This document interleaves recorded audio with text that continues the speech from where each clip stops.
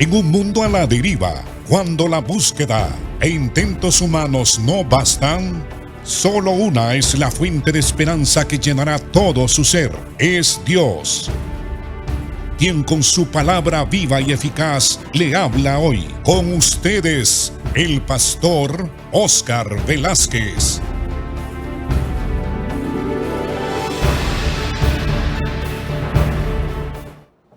Bienvenidos, hermanos, a su programa Viva y Eficaz. Ciertamente la palabra de Dios es vida. Cristo dijo, las palabras que yo os he hablado son espíritu y son vida. El escritor de Hebreos dijo que la palabra de Dios es más penetrante que toda espada de doble filo. Es una palabra que discierne, es una palabra que saca a luz las intenciones, los pensamientos del corazón de los seres humanos, y es una palabra santa que nos revela su voluntad, que nos da vida y que nos edifica. Estamos estudiando Isaías 53. Estamos estudiando la vida de Jesucristo como el siervo sufriente, como aquel que fue despreciado, desechado de los hombres, varón de dolores, experimentado en quebranto, y cómo el pueblo de Israel escondió el rostro, menospreciándolo y asumiendo una actitud de no respetarlo a él. Él anduvo haciendo bienes. Como dijo Pedro, que Jesucristo fue ungido con el poder del Espíritu, anduvo haciendo bienes, sanando a los enfermos, liberando a los oprimidos del diablo. Eso hizo el Señor. Sin embargo, Isaías declara que el pueblo lo menospreció, que aquellos que debieron estar con él, acogerlo a él, acuerparlo, apoyarlo a él, por cuanto él se presentó como el Mesías, lo desecharon, lo menospreciaron y asumieron una actitud de no reconocer quién era el Señor, mal agradecidos, porque Cristo anduvo haciendo bienes. En algunas ocasiones quisieron apedrearlo y dijo Jesús, les decía Jesús, por cuál de las buenas obras que yo he hecho, ustedes me van a apedrear. ¿Por qué quieren matarme?, decía el Señor. ¿Por qué? El Señor estaba asombrado y maravillado del odio, del menosprecio, de la mezquindad del corazón de la gente de su tiempo, principalmente de la clase religiosa y política.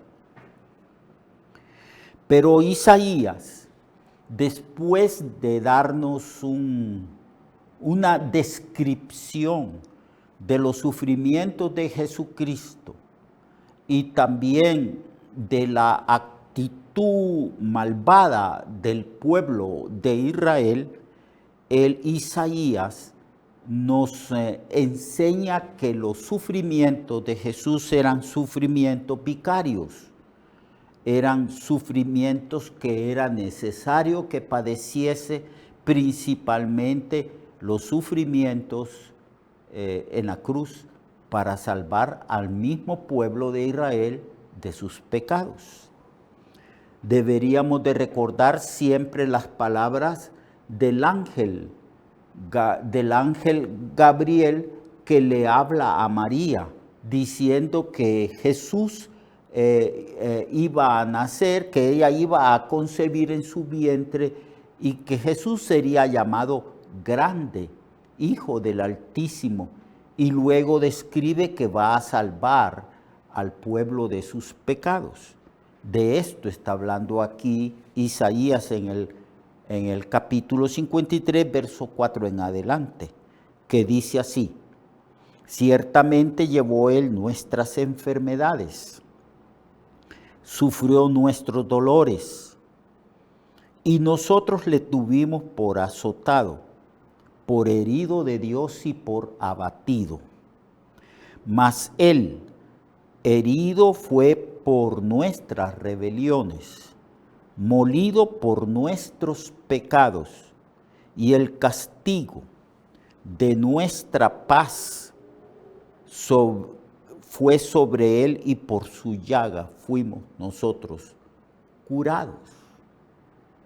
Aquí el escritor, que es Isaías, nos habla del propósito de sus sufrimientos. Él llevó nuestras enfermedades. Las enfermedades, todas las enfermedades que ha padecido el ser humano, enfermedades físicas, enfermedades mentales, enfermedades espirituales. Él vino a un mundo enfermo. El Señor, como si fuese médico, describe la condición moral y espiritual y física de un mundo caído cuando dice que el ser humano es podrida llaga desde la planta del pie hasta la coronilla de la cabeza. Y Él llevó nuestras enfermedades. Y luego Isaías dice, al identificar al Mesías como el Mesías es judío, es israelita, entonces dice, Él sufrió nuestros dolores. Él se identificó con nosotros. Jesús amó y tenía profunda compasión y simpatía por el pueblo y se identificó con el pueblo. Aquí Isaías habla de cómo Jesús se identifica con la nación de Israel. Sufrió nuestros dolores, sufrió nuestras enfermedades, se compadeció y sufría a causa de la condición del pueblo. En una ocasión dijo, tengo compasión porque andan como ovejas sin pastor. Entonces él fue azotado, pero los israelitas, cuando Jesús fue azotado y cuando Jesús fue herido, ellos dijeron, es azotado, es herido por Dios mismo, y porque creyeron que Jesús era un pecador, que algo malo había hecho y que por esa razón Dios lo había castigado de esa manera tan severa y que Dios había derramado su ira sobre él porque creían que era un castigo de Dios. En verdad era un castigo de Dios, pero no a causa de él, sino a causa de nosotros. Mas él dice, aclara a Isaías. Primero, Isaías habla de la actitud, del pensamiento, de lo que creía el pueblo de Israel respecto a los sufrimientos de Cristo y su muerte en la cruz. Y luego él aclara, mas él herido fue por nuestras rebeliones. Es decir, Cristo está siendo herido, azotado, clavado, traspasado, no a causa de que él hubiese pecado, porque nunca pecó, sino que él fue herido por nuestras rebeliones. Lo declara Isaías, que está lleno del Espíritu y está escribiendo guiado por el Espíritu de Dios. Entonces dice, mas él herido fue por nuestras rebeliones, las rebeliones del pueblo de Israel. Desde que el pueblo de Israel fue pueblo de Dios, se había rebelado contra su Creador. Molido por nuestros pecados. usa esa palabra porque el cuerpo de Cristo literalmente fue molido, golpeado. Lo golpeaban con vara, le pusieron una corona de espinas. Con el puño cerrado golpearon su rostro de manera que su rostro se desfiguró. Él dijo: yo soy gusano, no hombre. Molido por nuestros pecados. Sus pies, sus manos clavadas, sus huesos descoyuntados, deshidratado su cuerpo de manera que la lengua se le pegaba al paladar. Entonces, Isaías dice: él no fue herido porque hubiese pecado en él, sino por el pecado de nosotros, herido por nuestras rebeliones, molido por nuestros pecados. Él llevó el castigo para que nosotros tuviésemos paz con Dios.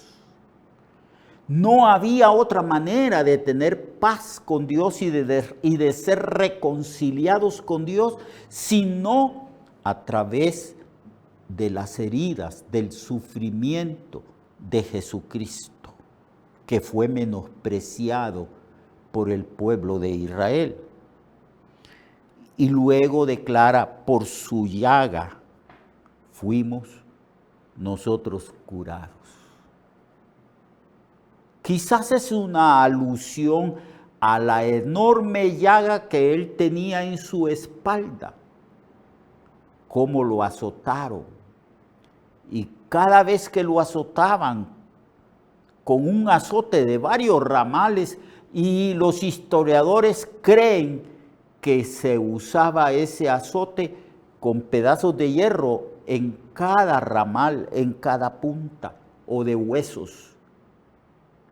Literalmente Jesús ya no tenía piel en su espalda. Lo que tenía en su espalda era una enorme llaga. Por eso Isaías dice que por sus llagas fuimos nosotros curados.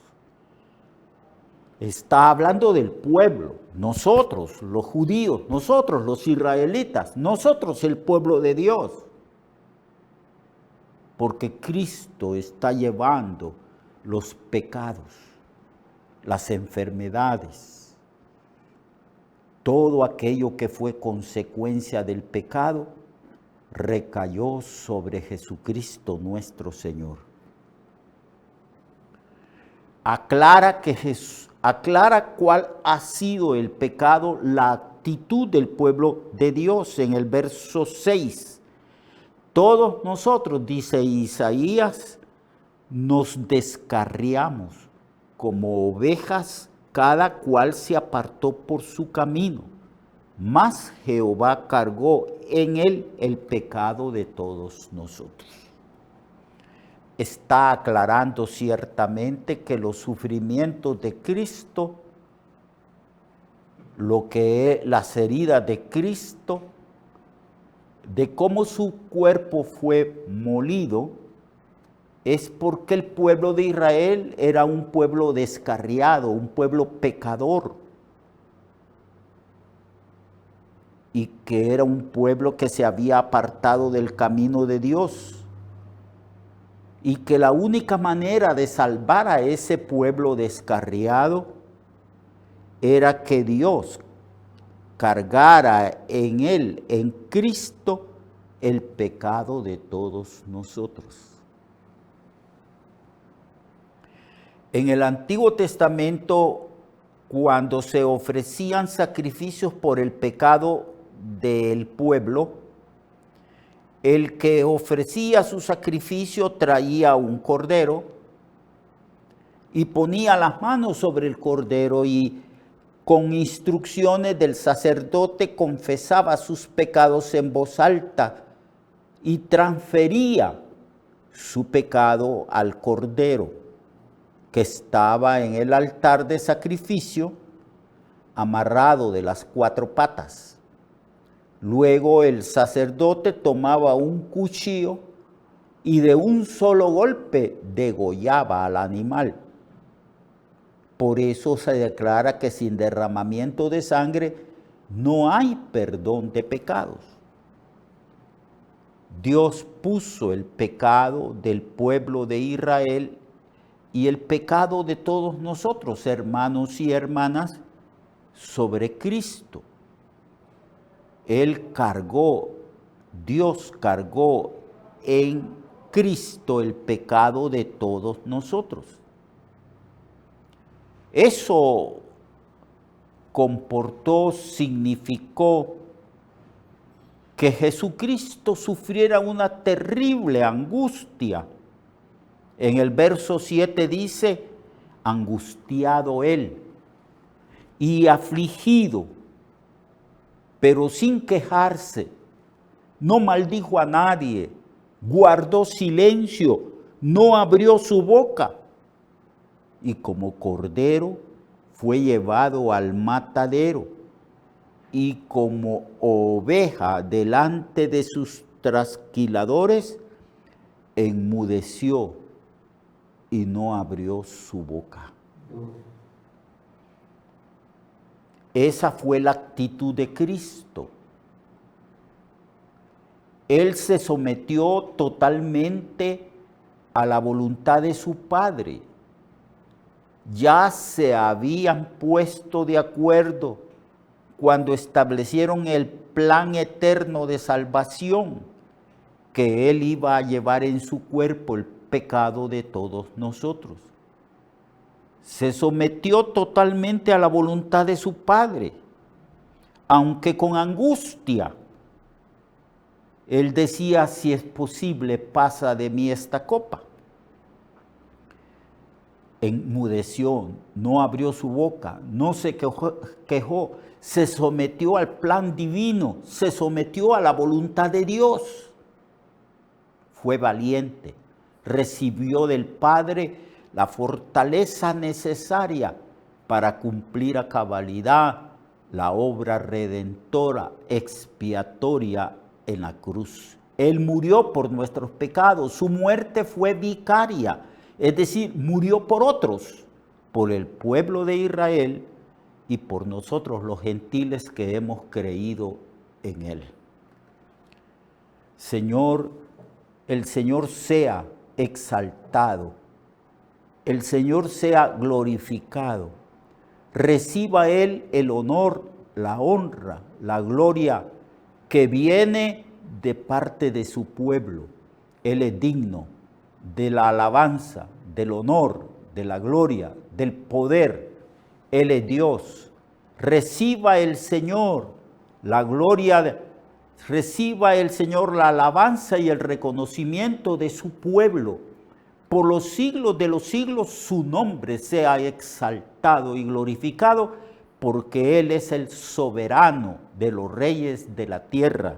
Él es Dios, está sentado a la diestra del trono de Dios.